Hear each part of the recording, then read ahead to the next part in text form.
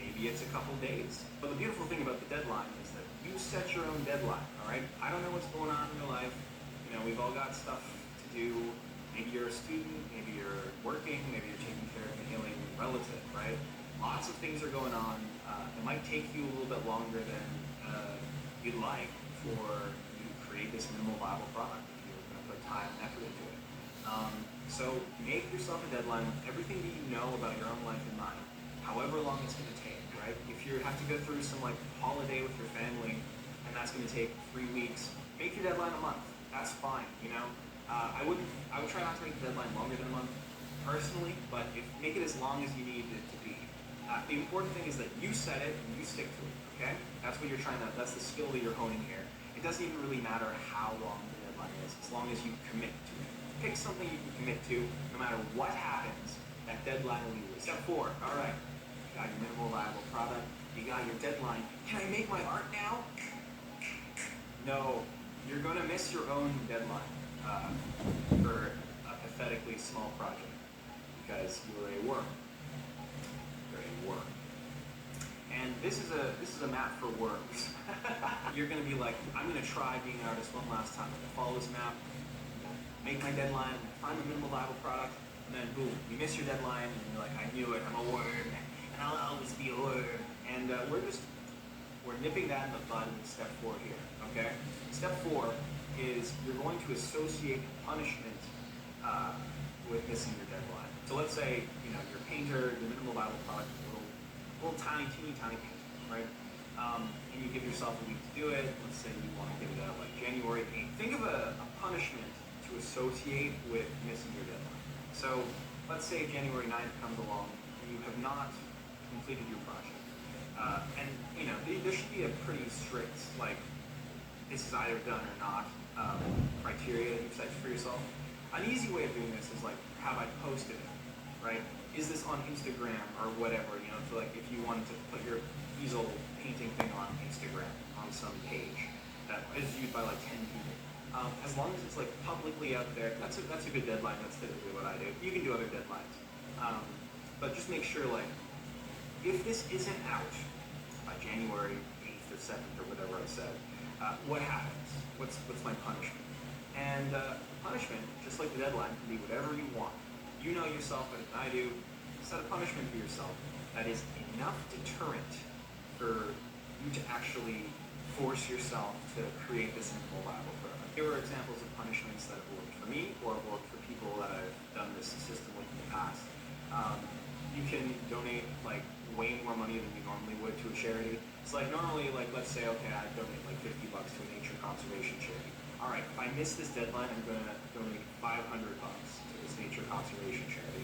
And you're like, I really don't want to lose $500 like this. If you really want to torture yourself though, you can make it, I'm gonna donate $500 to a charity I hate. Like, you can donate $500 to like the Scientologists or whatever, you know? Something that really makes your skin crawl, something you really don't want to do, but if that deadline passes, you'll do it. And the point of the deadline is to encourage you with a sort of primal fear of something to run away from, but also something to run towards. So you're running towards this idea of like, I want to complete my work, I want to get better at my craft, but you're also running away from this fact of like, I don't want to lose $500, and I especially don't want the Scientologists thinking, no excuses, you know, we're wriggling out of it, you little worm. I think the most fun deadline I've ever been a part of is if my friend missed.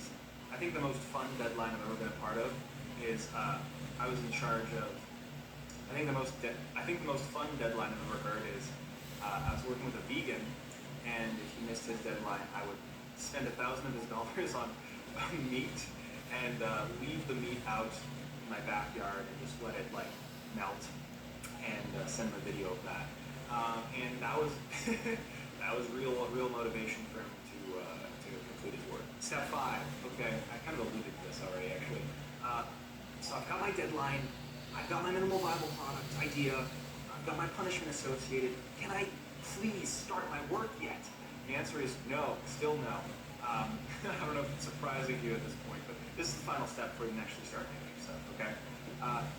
You are not capable of enforcing your own deadline. you will miss your deadline. This is actually what's going to happen. You'll miss your deadline. And then you'll be like, oh God, I'm a worm. Now I have to punish myself?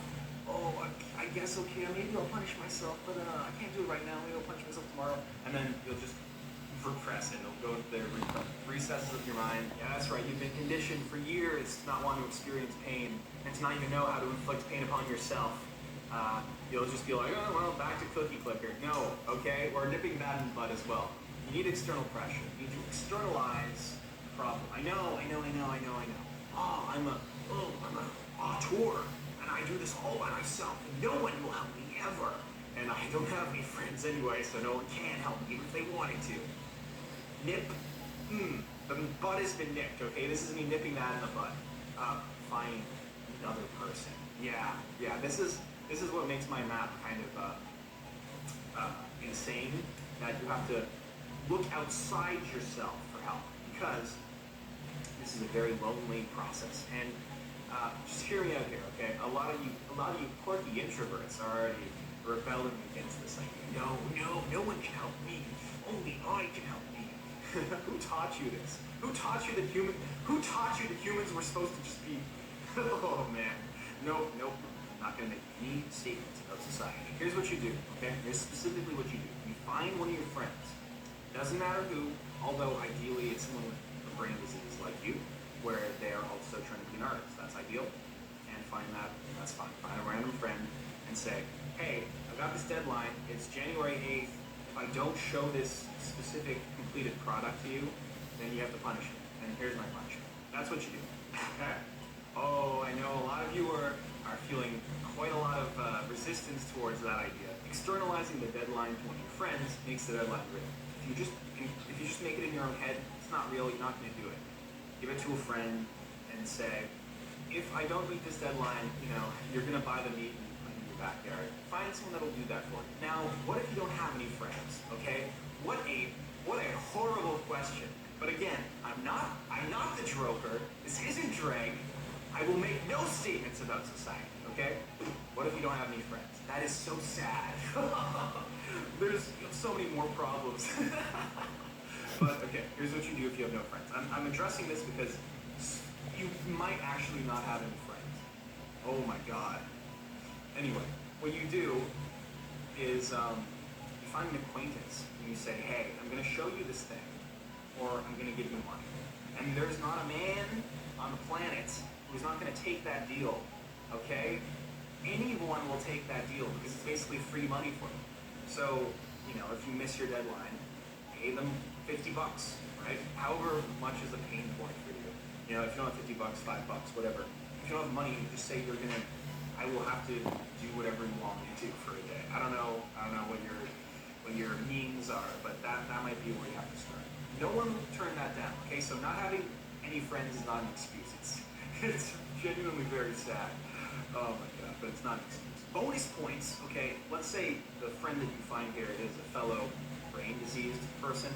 You can do the same thing for them that they do for you, which is to say, you give them a deadline, which is like, I want to complete this minimal viable product by January 9th. Hey, what are you working on? Oh, you have this project. Okay, when do you want to get the project out by? Oh, 2 months from now. Okay. Let's say you don't get it out in 2 months. You want me to, what do you want me to do in order to help you achieve that goal? And is it a punishment? And how much money are you willing to put on that? If you don't meet your 2-month goal, how about you give me $100? And if the person really intends to meet that 2-month goal, they'll be like, okay, I'll give you $100. You're on, that's a deal. And that's the kind of deal that actually pushes both of you in the right direction. And by the way, if you find a fellow person with a brain disease, if two schizophrenics meet and they have a shared delusion, well, guess what? That shared delusion is no longer a delusion. It's real. And that's nice. That makes you feel a little less alone. So many bonus points if the friend that you find is a fellow diseased brain person. Bonus points, by the way, if you can consume each other's crafts and give feedback about it. But don't worry about any of that, okay? I don't want you to get caught up in the bonus points if you can't even find anybody to hold you to this deadline, okay? That's what you're aiming for. Find anyone to hold you to this deadline. Everything else, nice to have, but don't worry about it too much. All right, step 6. Can I start making can I start making it? Yes, yeah, you can do the thing that, you know, you can make your minimum viable product. You will either meet your deadline or you will miss your deadline and your friend will punish you accordingly. But you will probably meet it. The deadline is real enough such that you will probably trick your little lizard brain into actually completing the thing that you know you're supposed to do. Okay, so your first deadline passes. As soon as it does, make yourself a second deadline. Just keep going. Bam, bam, bam, bam, bam. This is step 6, by the way. It's repeat thanklessly until your craft is home. I.e., like, just do this for a year. Like, do this process for about a year. A lot can happen in a year. Maybe you fall out of touch with this one person that you're keeping deadlines with. Fine, find a new person. Doesn't matter. The point is, for about a year, you create an idea for something that you want to do. You give yourself an appropriate amount of time to work on it. And you give yourself a punishment if you are to miss this deadline. You will miss some deadlines, by the way. The point of the punishment isn't just like, oh, this is like some vague idea, but like not something that I'll actually do. You won't actually punish me, guys, now will you? If you're doing this right, you will miss a deadline. You will just miscalculate. Oh, you know, I thought I was supposed to get this thing done in 3 weeks. It actually took this, going to probably take me 2 months. So you miss your 3-week deadline. Okay, get punished. Whatever. That's what the punishment is for. But step 6 generally is the longest stretch of time. You're making deadlines, you're setting deadlines for yourself, you're completing the deadline or you're failing, but you make a new deadline and you just repeat this over and over again. You keep making stuff. And you know, maybe do this for a year. I don't know how long it's going to take, but the point is you are developing a craft with the goal in mind of creating something nobody else can make. Okay? That's step 6. Repeat thanklessly. And by this I mean, you're not going to get any money. You're not going to get any recognition. You might get negative reinforcement from the people that want you to not be an artist, which is, you know, good on them. maybe they're right. Maybe you're a talentless hack. I don't know. But you're going to repeat this over and over again, over and over again. Slam your head against the wall. Bam, bam, bam, bam. And you can get to the point where you hopefully, at the end of it, can do something no one else can do. Easier said than done. Here are some tips for getting to that end goal, okay? If you're going to make something that no one else can do, it's often a combination of different fields, different areas of interest. You know, I'll give you an example for me. I did spoken word poetry, right? And then the spoken word poetry segued right into the political compass round, which is the first big video that I made. Because that was basically a spoken word piece with a really shitty beat in the background. And that was my first big video. That was a direct line from taking one talent that I had, which I had gotten good at, and then adding another element to it, which was politics. There was not a lot of political spoken word of that kind. There's probably none of it. During this process, also keep an eye out for people that, you know, have the same brain disease, need the same kind of help, and you can include these people within your calls. Think of this like slowly growing organically, close-knit artistic community of people who are giving value to each other, giving feedback about each other's creations, that kind of stuff. So important. I have no idea why that is so hard. And people are resistant to this too. So you might have to like burn through a lot of people, but extremely valuable. Okay, community. I don't know why I have to say this. Valuable, so valuable. I don't know who told you that it wasn't valuable. I need to find this person. Make weekly calls with your friends. Be like, yo, what are you working on this week? What are you working on this week? This makes it real.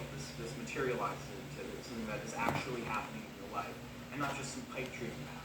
This is also essential, right? If you're coming from an environment that doesn't value art or creative expression or art as a craft at all. This makes it real. This makes it an actual thing that's happening.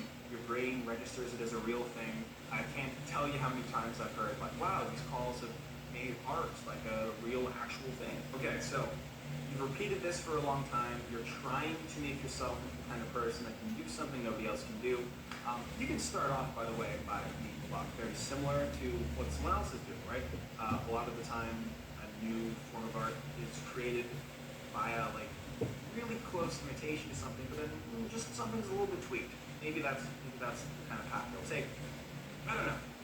The point is, as long as you keep making deadlines with the goal in mind of How can I make something that nobody else is making? How can I do something that nobody else can do? How can I form a craft that makes me a tool that does not exist? That's your goal. That's what you should be trying to make yourself into. Okay, step 7. So step 6 was very long time. You know, you've come out of the ringer. Hypothetically, you are doing something that no one can do. Step 7. This is a kind of like a minor step. It shouldn't take you very long, but it's pretty important. You want to create the infrastructure to hypothetically make a sale.